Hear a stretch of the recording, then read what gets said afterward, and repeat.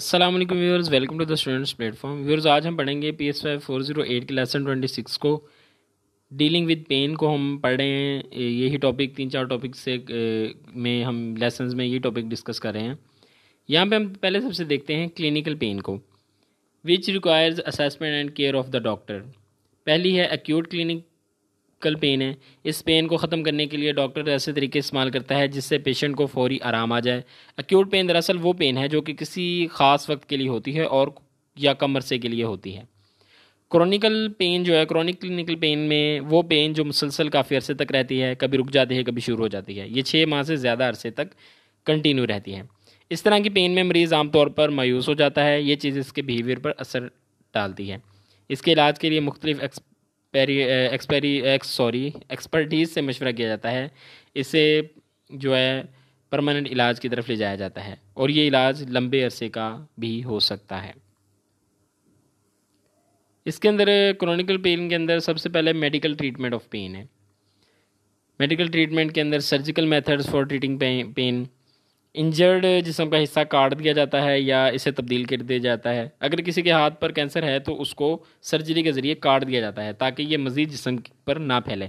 अगर कोई organ damage हो जाए तो किसी हेल्दी इंसान का ऑर्गन लगा दिया जाता है। जिस तरह आपको पता है गुर्दा जो होता है, ज़्यादातर किडनी ट्रांसप्लांट होता है। किडनी को जो एक किडनी जो बंदे का ख़राब हो जाए तो लोग किडनी अपना डोनेट करते हैं या जो ऐसे हेल्दी बंदे का किडनी फिर उस बंदे को लगाया जाता है।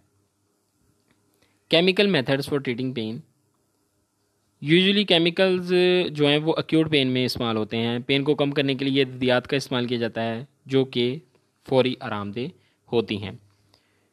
नेक्स्ट है using chemicals for acute pain.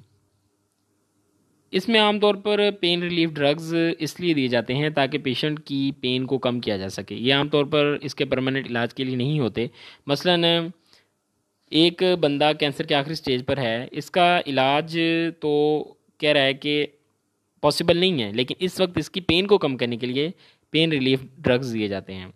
ये पहले ऊपर जो हमने पढ़ा था वो ये मैंने आपको बताया है क्रोनिक पेन के बारे में।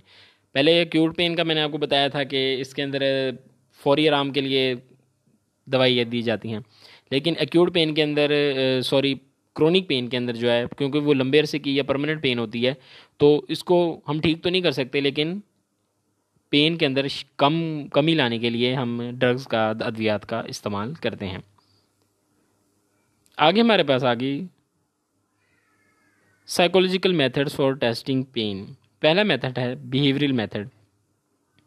बिहेवियरल मेथड के अंदर ऑपरेंट अप्रोच है पहली कि एक रिसर्च की गई, देखा गया कि एक बच्ची जो कि हॉस्पिटल में एडमिट है, जब वो पेन की वजह से रोती है तो हॉस्पिटल स्टाफ इसे अटेंशन देता है, जिसकी वजह से बच्ची के पेन के बिहेवियर में इजाफा होता है।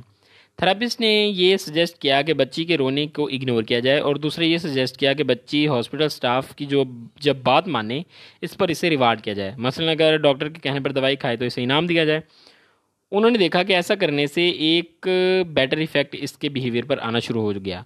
जो बच्ची पेन के ख़िलाफ़ वो जो शिकायत थी बच्चे की वो कम होने लगी। नेक्स्ट है हमारे पास रिलैक्सेशन एंड बायोफीडबैक। बाज़-औक़ात पेन की वजह से स्ट्रेस भी होती है। ऐसे पेशेंट के लिए जो है वो रिलैक्सेशन का तरीका इस्तेमाल किया जाता है। Cognitive method. कॉग्निटिव मेथड के अंदर पहला है डिस्ट्रैक्शन है, यानी कि मरीज़ का ध्यान किसी दूसरी तरफ शिफ्ट करवाना जिससे इसका पेन की तरफ से ध्यान हट जाए, यानी पेशेंट का फोकस जो कि पेन पर है किसी दूसरी तरफ शिफ्ट कराना डिस्ट्रैक्शन कहलाता है। ये ज़्यादातर एक्यूट पेन की सूरत में किया जाता है। दूसरा इमेजरी है। इसमें किसी चीज़ का मौजूद होना ज़रूरी नहीं, इसमें कोई भी अच्छी या इंजॉयबल चीज़ मरीज़ को इमेजिन करवा सकते हैं ताकि इसका फोकस जो है वो पेन पर कम हो जाए। मसलन पेशेंट से कहा जाता है कि वो किसी बीच का मंजर जहन में लाए, पानी की खूबसूरत लहरों का इमेजिन करे, जहन में उनको लेकर आए। नेक्स्ट हमारे पास है रीडेफिनेशन। रीडेफिनेशन कह रहा है कि कॉग्निटिव रीस्ट्रक्चरिंग कहते हैं इसको, कि इसमें मरीज़ की पॉजिटिव और नेगेटिव और पेनफुल थॉट्स को बदलकर पॉजिटिव और प्लेजेंट थॉट्स में प्रोड्यूस किया जाता है, तब्दील किया जाता है। इसके दो तरीके हैं, कोपिंग और री इंटरप्रिटेटिव। कोपिंग के अंदर पेशेंट की एबिलिटी को बढ़ा दिया जाता है ताकि वो पेन को लाइट ले, और दूसरे में इस तरह की स्टेटमेंट बनाई जाती हैं कि ये हालत फिर भी बेहतर है, इससे बुरी हालत भी हो सकती थी, कि जिस तरह कहते हैं ना, आपको अल्लाह को शुक्र अदा करना चाहिए, आप फिर भी चल फिर रहे हैं, आप फिर भी काफ़ी बेहतर हैं, इससे बैड कंडीशन भी हो सकती थी, आप बिस्तर पे भी आ सकते थे। तो इसको रीइंटरप्रेटिव कहते हैं। लेसन व्यूज़ हो गया हमारा कंप्लीट। मिलते हैं जल्दी नेक्स्ट लेसन में। Till then take care. अल्लाह हाफिज़।